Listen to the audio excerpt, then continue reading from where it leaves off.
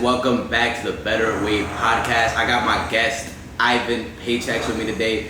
Look, I'm gonna let his energy speak for him, right? So we're gonna get right into it. Yo, Ivan, what up, what up? Appreciate you hopping on, my man. I appreciate you. For sure.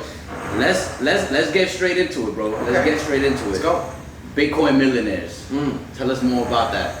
About Bitcoin millionaires? Bitcoin millionaires. You told me a fact yesterday while we was on the yacht, Okay. like flex. You told me on the yacht. You said by securing just a few of them right now, I secure my spot in history. That's it. Tell us more about that. In my opinion, I'm not a financial advisor, guys, but in my opinion, in my experience, if you want to secure yourself to become a millionaire in the next 2 to 3 or potentially, at most 5 years, anywhere between 5 to 10 Bitcoins is going to secure you to be a millionaire in the crypto space that you could eventually transition into hard assets like real estate or to liquidate it in cash. That's a fact. And why do you believe that so strongly, bro? Why do I believe that so strongly? Yeah. So what year are we in right now? We are in 2020. Okay. So in 2011, Bitcoin was 1 penny. 1 penny. How much is Bitcoin worth today? About 9,700. Okay, close to 10,000. Yeah. Would you say that is a good return on investment? That's an amazing return on investment. Okay. Do you know that the most profitable asset known to date right now of this decade is Bitcoin? I did know that actually. Okay. Only because I follow you. So it surpassed Google. Yeah. It surpassed Netflix. It surpassed MasterCard. Amazon. It surpassed Visa. It surpassed Amazon. It surpassed Apple. It surpassed all these macro companies that have had great return on investments. Their stocks have done amazing, but nothing has come close to Bitcoin. And we're actually, you actually said something interesting that I want to point out, right? Go ahead. That by converting those, right, by securing your spot, you can convert those into hard assets, which is something we're sitting in right here, right now. Right now. So actually, yes, not only are we in it, and we're sitting on things that I've bought with Bitcoin. See this couch right here, you see right here? You see this beautiful feeling? I like it. You like it? Bitcoin. You see this? Hard. Bitcoin. So, wait, I'm not done. See this? Bitcoin. Okay? Everything right here, this two bedroom, 2 bathroom. What was that outside? What's that outside? Pool. After the pool. Ocean. What ocean? Pacific. Atlantic. Miami Ocean. No. It's the Miami Ocean.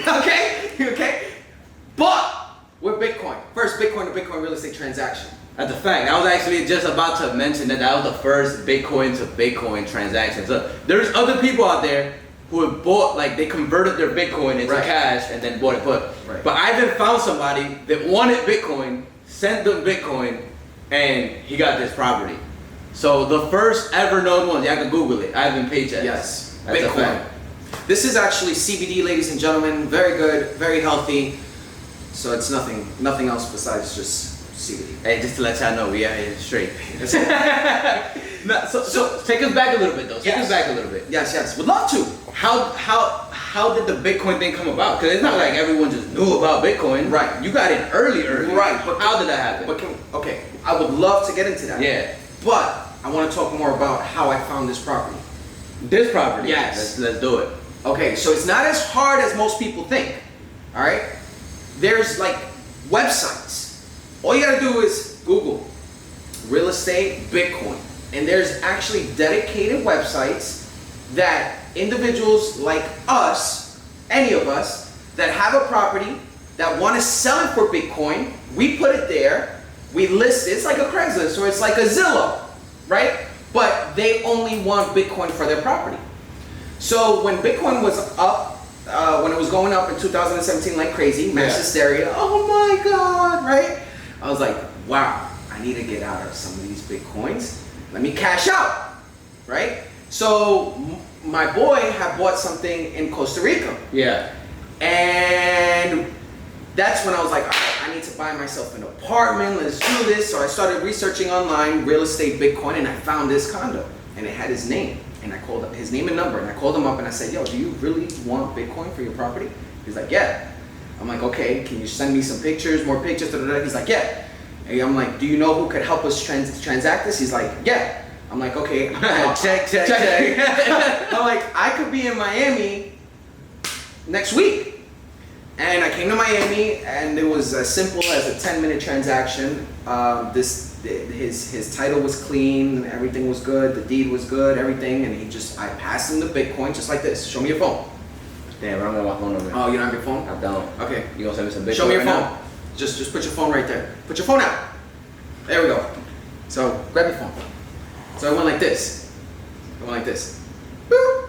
That's it. That's it. But you bought a house. I bought a house. Amazing. Pretty freaking awesome. Yeah. So guys, just going back to this is like, it's just a Google search. Yeah. It's just a Google search. Go and check real estate, Bitcoin. Check cars, Bitcoin. I bought my truck in Bitcoin. You know what I mean? I buy my flights in Bitcoin. I buy these nice, amazing, arigato shoes in Bitcoin. That's fire. Yeah. That's fire. Yeah. So that whole thing about you can't buy anything with Bitcoin, it's not true. Fake. It's cap. People capping out there. Okay? So wait, hold on though. Hold on. Man, I forgot what I was gonna say. hold on. There's even debit cards, bro, that you could transfer your Bitcoins, Yeah. Visa, and MasterCard credit cards, where you transfer your crypto, okay, and then they process it as cash, and you could swipe $1 transaction up to $10,000 transaction. That's crazy. Yes. So you think everything's ultimately, overall, over time, integrating into a system where this is going to be a more acceptable form of payment, though? Yes, absolutely. Look, Lamborghini accepts Bitcoin. That's a fact. What is this one that my boy Nick Gomez just pulled out? McLaren accepts Bitcoin. Oh my God, the newest one, PayPal and Venmo are facilitating direct purchase of Bitcoin and sale of Bitcoin. Cash App, Robinhood. Okay, I mean it's happening. It's happening right in front of our eyes. Massive adoption. And but it's apparent now for everyone tuning in. Everyone's heard of Bitcoin now. But back when it was 2013, 2014. When I got involved? Yeah. I got involved, really got involved in 2017, April of 2017. April 2017. Not too long ago. And that was, but it doesn't seem too long ago timeline wise. But what people don't realize is at that time, Bitcoin wasn't a household name. 2017 is the year that made Bitcoin a household name. That's right. So how did you find out about it before it was a household name? Okay. So very similar to you, I build relationships. Doesn't matter where you're from, it doesn't matter what you do, doesn't matter your background, doesn't matter your industry, doesn't matter anything. I don't care, right? I build relationships. I'm big in building relationships. That's how you and I met. Facts. Just building genuine relationships. Facts. Plus, we from Woodhaven. You didn't mention, shout out to Woodhaven. You didn't mention that in the intro. Don't worry, we'll get there. We'll get there. Okay. So, so because of being in the network marketing space since I was 25, being an entrepreneur since I was 18, I've always built relationship with tons of people, and throughout the years, just through friends, I met an individual named Crypto Picasso. Now I knew Crypto Picasso in 2015 when I joined. Can I say the company? Yeah, go ahead. Okay, so I joined an amazing company. Back then it was called the IML, now it's called the IM. And I joined this company, it's an online education platform that teaches people how to trade Forex. Yeah. Because I really wanted to learn how to trade, right? So I joined this company in 2015, and through friends that I met in the industry, I met Crypto Picasso, right? And he was a crypto trader. Early adopter. This guy he's American, he lives in Costa Rica, the whole nine, and he's the man in crypto. But he told me about it back in 2015, and I had a few other friends tell me about it in 2015, but I never paid attention. Yeah. We get caught up in our own world, we think we know it all, our ego is bigger than our bank account, whatever, right? Finally, 2017, when I was going through a rough patch, that's why they say sometimes drastic measures or drastic situations, or when you're really down and out, is where something really clicks in you. Facts. Right? When your back is against the wall. And he hit me up in 2017 and he's like, yo, Ivan, you know, I seen you open up a car dealership. I seen you do taxes. I seen you, you know, grind in the network marketing space. I seen you do everything online, but I want to teach you something that is going to change your life. I've been watching these markets for years, but what I'm witnessing happen right now is going to change so many people's lives, and I want you to be a part of it. So guess what I did? I let my ego down, I let my pride down, because, bro, I've been an entrepreneur since 18. By the time I was 21, I had 3 stores. I already had restaurants, this and that. So, you know, you think you know it all, but you know, when your back is against the wall, because the last deal I had done was kind of a tragedy, you know, because you know, the failures are lessons, right? Losses are lessons. Right. At this time, I'm like 28, 29, living at my mom's house, about to get a job. I was about to quit entrepreneurship and just go 100% real estate. I was gonna get a job, live below my means, live with moms for a while, make 60, 70, 80, 90, whatever, 75K a year, and then save money and buy 1 property a year. That was my goal. Yeah. That's what I was thinking. I'm like, yo, I'm gonna let this entrepreneurship stuff go. I'm gonna focus. And he called me, and I was like, you know what? What's one more? Let me give it a shot.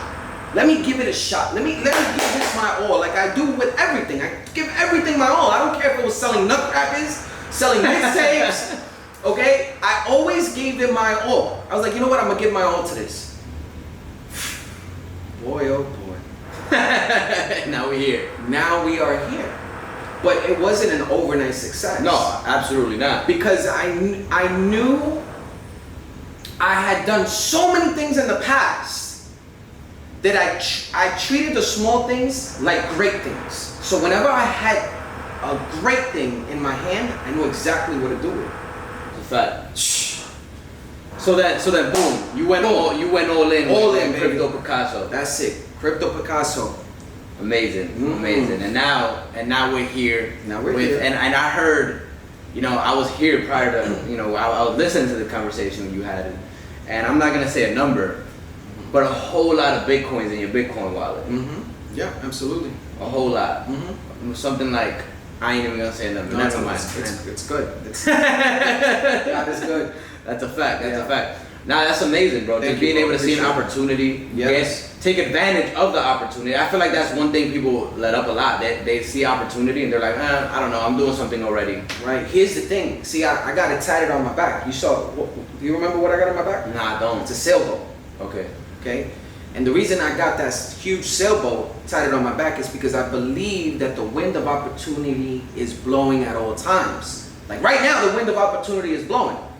Right now. It's everywhere. I think I just You felt that? I think I just felt it. Now the question is your sail set for that wind to take you? See, if your sail's not set, if it's just like this, right, and the wind is blowing this way, is it gonna? Nah. Your sail needs to be set.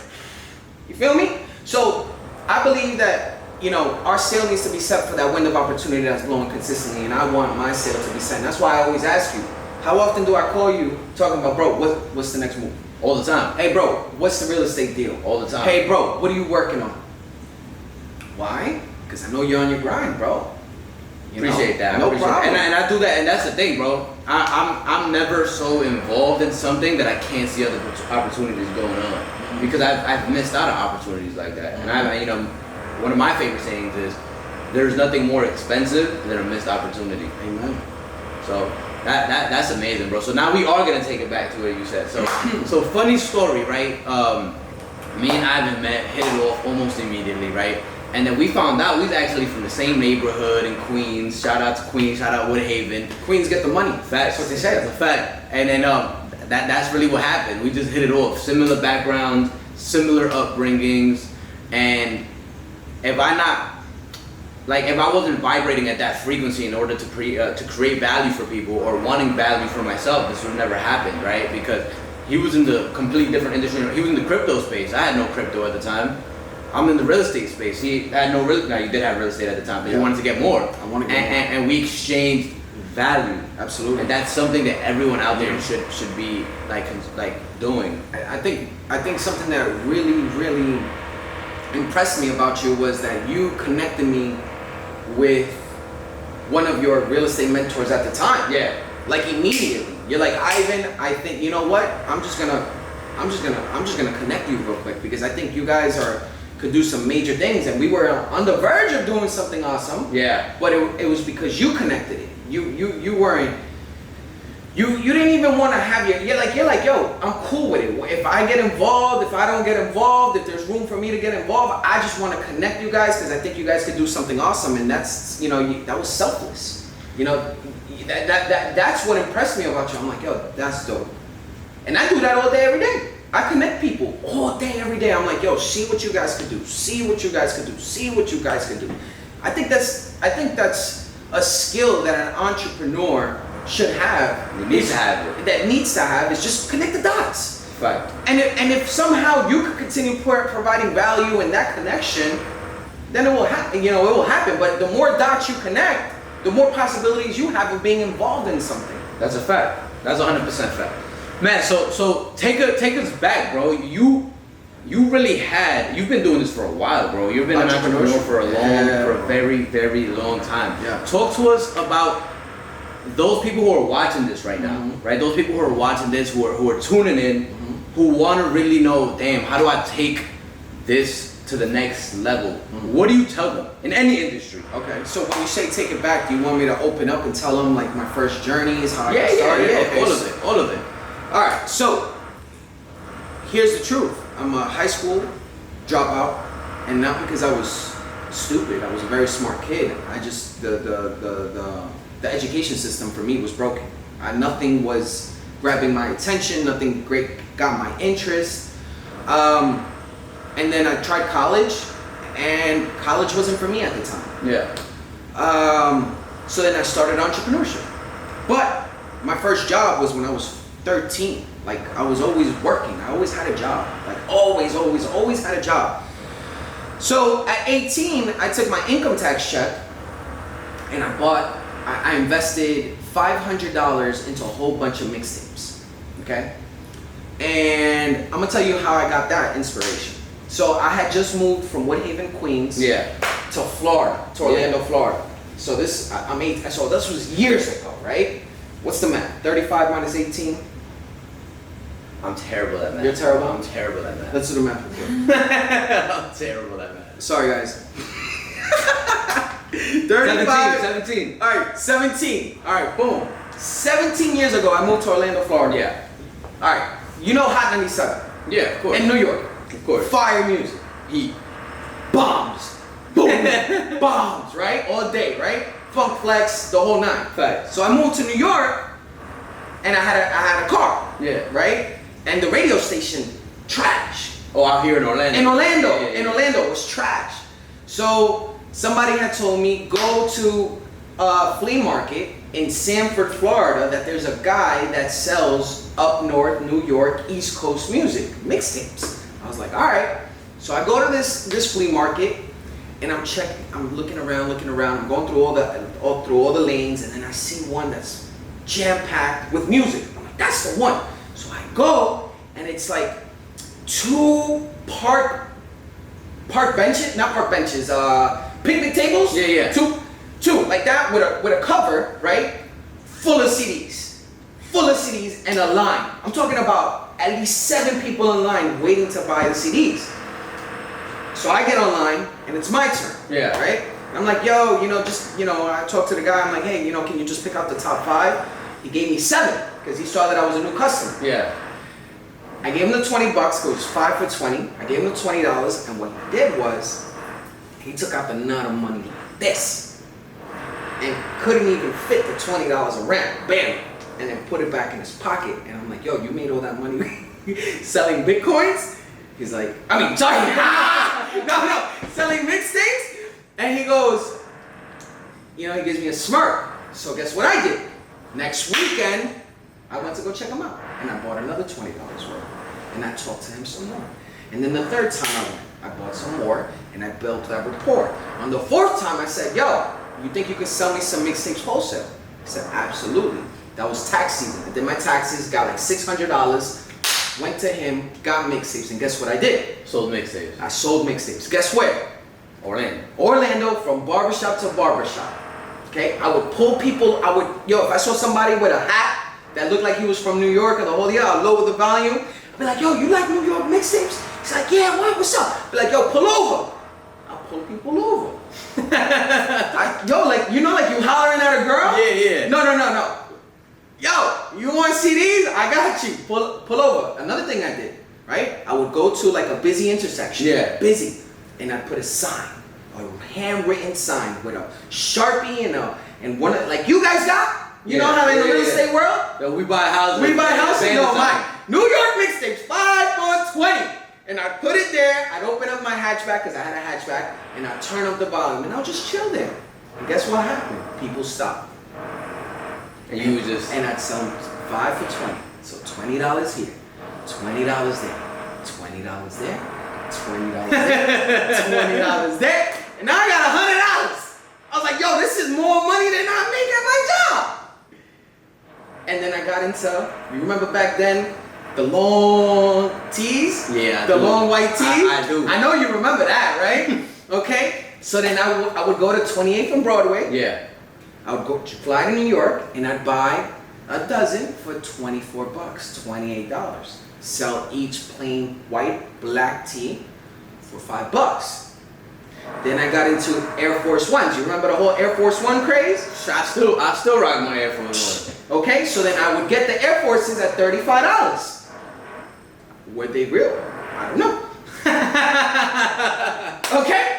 I don't know. I don't self-incriminate myself here. But they look very good. So then I would offer them for $60, $65. You know what I'm saying? Yeah. 2 for $105. Right? Then I got into sunglasses, then I got into bandanas, then I got into watches, then I got into skateboards, by the time I was 21, my friend, I had 3 stores. Just picking it up as you go. Just basically. hustling, grinding. And guess what I would do at nights? What? I would go work at a nightclub. I would throw out trash. I would be a busboy. Okay? I would be a bar back. I would work construction. I would do anything that I had to do in order to cover my personal costs, which was phone, rent, credit cards, insurance, eating, and guess what I did with the money I made off my business? I had to reinvest it into more products, into my business, into everything into anything that it entailed to have a successful business. I mean, it costs money because, bro, the whole journey started with $500. Nobody gave me, yo, here you go. No, it was $500. I make $700. Throw the $700 back in. $700. I make $1,000. Throw the $1,000 back in. $1,000. Make $1,400. Throw that back in. And that's how, by the time you know it, I was 21. I had 3 stores. So one of the things, bro, that actually that I really respect about you, bro, is that no matter how much money you have coming in, which is a lot nowadays, you're very, very humble. Like you could buy a supercar with what you got right now, but you drive a pickup truck. Ford. Yeah. Built tough. Like so tell us about that, bro. Why like the frugal lifestyle? Right. Why is that the lifestyle? Number one. Yeah. Okay. I was raised. I think I was raised that way. Mm-hmm. Not being frugal, but mostly. All right. So I'm gonna tell you a story. I don't know how it was for you growing up in Woodhaven, but were you and your friends in Woodhaven always like, yo, what sneakers they got? Or what's he wearing type deal? Yeah. That's how it was with me and my friends. My friend would not date a girl unless she had clean sneakers, dope sneakers, fresh sneakers. He wouldn't even look at her. I'd be like, yo, do you see how pretty she is? He's like, nah, she's wearing sneakers. Out of the question. I'm dead. I'm wearing Skechers. Sorry, Skechers. Out of the question. But, you know, shout out to my mom. Thanks, Mom. My mom was sending me to Colombia, to Ecuador, to Bermuda, Barbados, to Puerto Rico. And I saw a different life where kids were running around with no shoes, in sandals, in chancletas, right? And that put things into perspective to me, that I saw these kids happier playing around than my friends in New York that just didn't know any better, that they thought happiness was materialistic things. Yeah. So I was happier instead of being, sometimes I was, I wouldn't say I was happier, but I found happiness being at my family's farm in a little pool, watching the chickens, you know, jumping on horses, you know what I mean? Versus my boys that they were all caught up on the cars, you know, who was making bread, you know, who had the fresh, who had the Burberry, who had the Jordans, all that stuff that came with Woodhaven. You remember that? Yeah, comes with Queens, with that territory. So that's what always kept me humble, where I cherish the small things in life. Like my latest post today said, yo, I have a fridge that's full, I'm blessed, right? I have a roof over my head, I'm blessed. I have clean water, I'm blessed. My family's good, I'm blessed. I have, my business is growing, I'm blessed. So those are the little things that I cherish. Yeah. Because at the end of the day, bro, a fancy car could get scratched, a fancy car gets played out. Like if you're chasing that materialistic things all the time, that's never gonna fill you. It's a fact. You know what I mean? Like if we are always chasing those exterior things, yo, beauty goes, bro. How are we gonna look 50 years from now, 60 years from now, 70 years from now? You know, how are we gonna look? We're gonna look all wrinkly, all that deteriorates. Yeah. So I think it's the small things that matter, and it keeps me. I'm not saying, yo, my boy right now just pulled out a McLaren. Fire. I saw that. Fire car. My other boys, Lambos, Mercedes trucks, Lambo trucks. I mean, all types of vehicles. You know, it doesn't move me. I have a truck, and I love it. I love my boys to have it. When you get it, come pick me up. I will be there and enjoying it. But as of right now, you just heard my conversation. Yeah. I'm getting multi-units. I have an RV, a recreational vehicle. I have an Airstream, a beautiful classic. It's not a classic. It's a 2019 Airstream, but it's, you know, the classic silver bullets. You see pictures of it. And I attach that to my truck, and I go to the Georgia mountains, and I chill with Winnie the Pooh and Bambi, okay? And I get to experience things that most people don't get to experience. Lakes, streams, forests, okay? Then from here, I'm going to Utah. Because at the end of the day that I excuse my language, the day that I'm in my dying bed, believe me, I'm not gonna say, I wish I had another $1 million. I'm gonna say, man, I wish I would have another moment with Jay on a yacht or on a little canoe boat. That's what I like experiences better, bro, more than materialistic things, because materialistic things, they go. No, that's a fact. That's a fact. When it comes to experiences, right? Like I've been to a lot of places, and just recently I went to Ecuador with my girl in February, and we had a blast. Oh, and there was no like, it wasn't like we were out here spending a lot of money. No, it was like we were just enjoying the little things, you know. And I think it's very important that you're able to do that, you know. I was actually, it's something you did actually. One of the first times we spoke, you were like, yo, I just came back from taking a long ass trip by myself to realign myself. And that's something that I speak about all the time. I haven't personally done it yet. I've never taken a trip by myself, but I talk about things like that all the time, right? And it could be like, I could go to Vietnam. Just to throw a random ass place. I'll go to Vietnam and just enjoy it. Yeah. You know what I'm saying? Yeah. Just to experience different cultures, the way different people do things, and most importantly, learn about yourself. So I think that's really, really dope, bro. Absolutely.